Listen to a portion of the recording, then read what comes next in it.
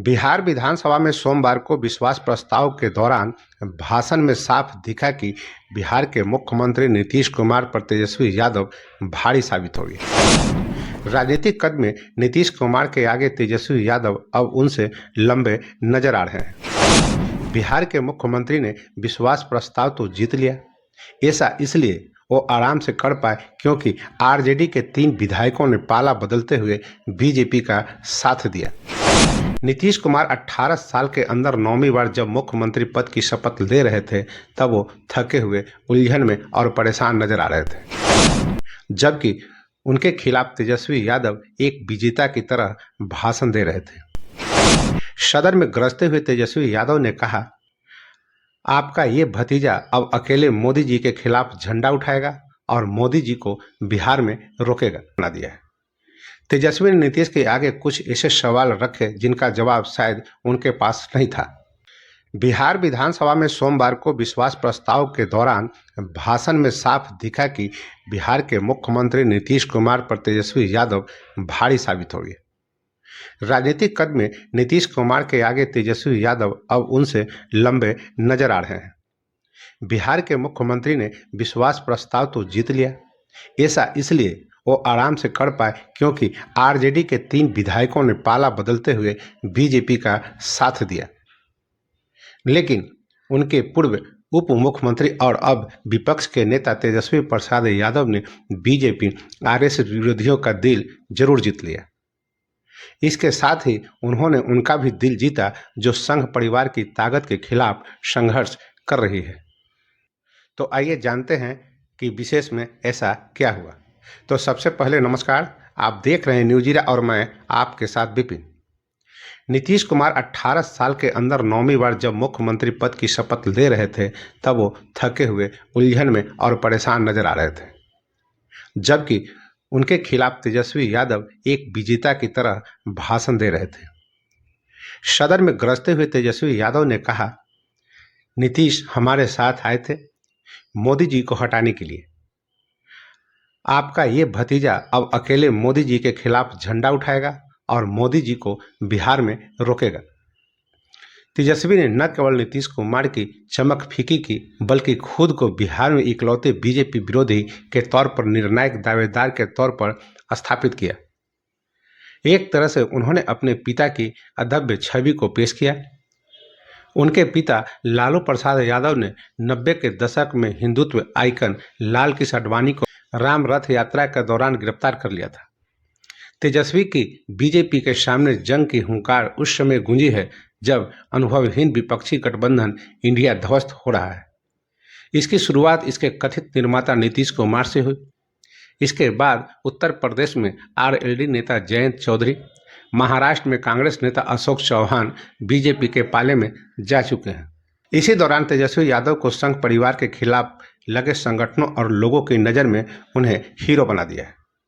तेजस्वी ने नीतीश के आगे कुछ ऐसे सवाल रखे जिनका जवाब शायद उनके पास नहीं था।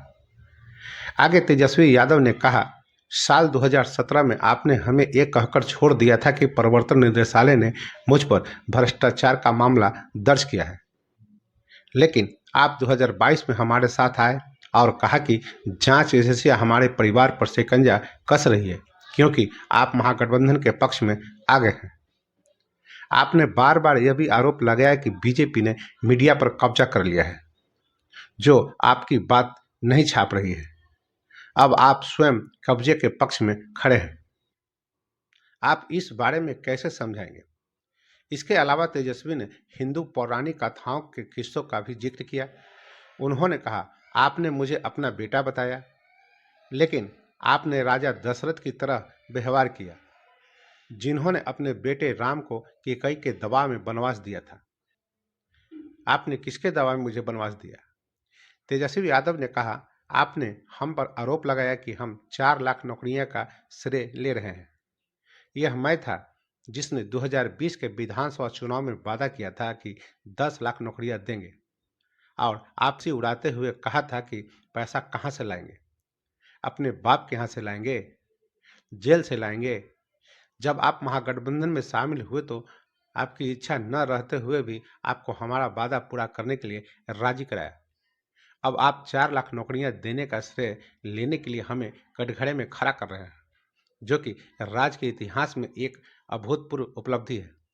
मुझे गर्व है कि महागठबंधन सरकार ने इतने बड़े पैमाने पर नौकरियां दी।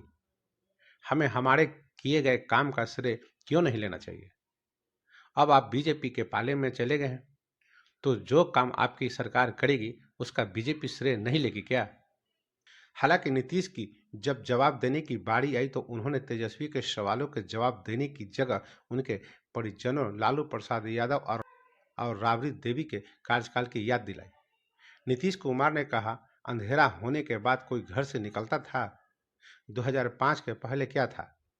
सड़क और बिजली का नामो निशान नहीं था। हम लोगों ने सब क्षेत्रों में और सब वर्गों के लिए काम किया और राज्य का विकास किया।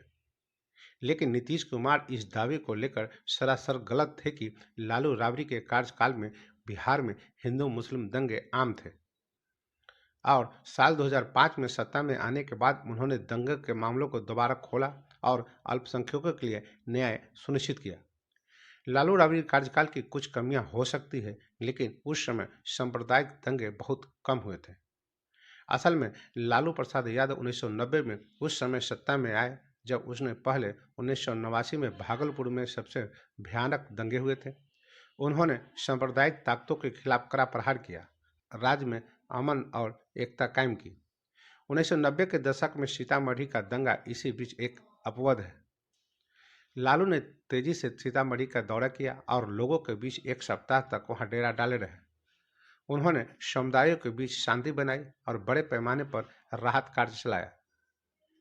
तत्कालीन प्रधानमंत्री चंद्रशेखर ने दंगा प्रभावित क्षेत्रों का दौरा किया और सांप्रदायिक नफरत की आग को बुझाने के लिए लालू की तारीफ भी की। इसमें कोई शक नहीं कि नीतीश कुमार ने बिहार के अल्पसंख्यकों की स्थिति में सुधार के लिए कई अहम कदम उठाए। कब्रिस्तानों की चार दीवारी हो या फिर मदरसों के अध्यापकों को नियमित करना हो या फिर भागलपुर के दंगा पीड़ितों को पेंशन देनी हो, ये सब नीतीश ने किया।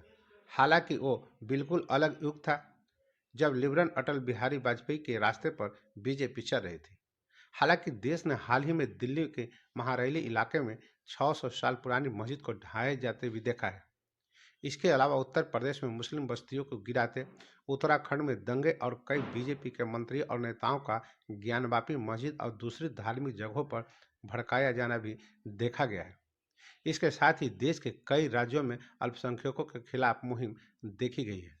साल 2020 के विधानसभा चुनाव में जनता दल को सिर्फ 45 सीटें पर जीत मिली थी और वो तीसरे पायदान पर रही थी। साल 2022 में नीतीश कुमार बीजेपी पर जनता दल तोड़ने की कोशिशों का आरोप लगाकर महागठबंधन में शामिल हो गए थे, लेकिन अब ऐसा लग रहा है कि वो वापस बीजेपी के पास जाकर एक बड़े जाल में फंस गए।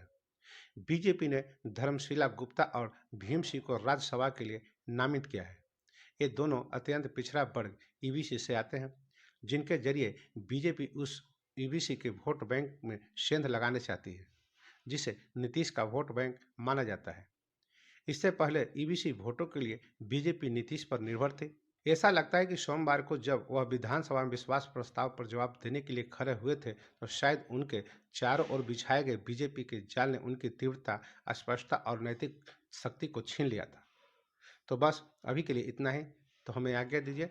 नमस्कार।